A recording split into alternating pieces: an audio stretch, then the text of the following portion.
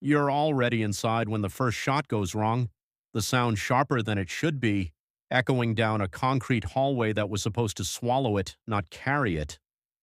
Now the building is awake, footsteps shifting above and below, converging in patterns you map without thinking, your breathing controlled, your rifle steady, your team silent because speech would only confirm what the noise has already revealed. And in that moment, you understand how it began, standing years ago under cold fluorescent lights fixed at 18 degrees,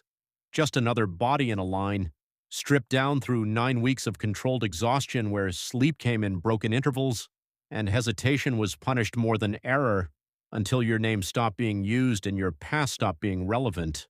replaced by function, by repetition, by cycles of training that reduced movement to reflex, breach, clear, assess,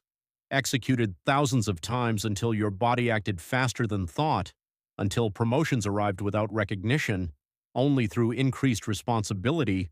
more decisions made in less time, more variables to control, all inside a system that runs on measured language and incomplete certainty, where high confidence never means absolute and minimal collateral, is defined by numbers that make outcomes acceptable on paper, forcing you into a constant state of adjustment, of creative compliance where you follow orders exactly as written while subtly reshaping them to survive.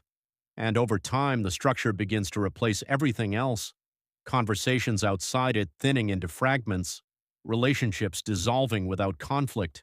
your world narrowing to controlled environments where noise, light, and movement can be predicted, until identity itself becomes inefficient and is gradually removed, leaving only what is necessary to operate.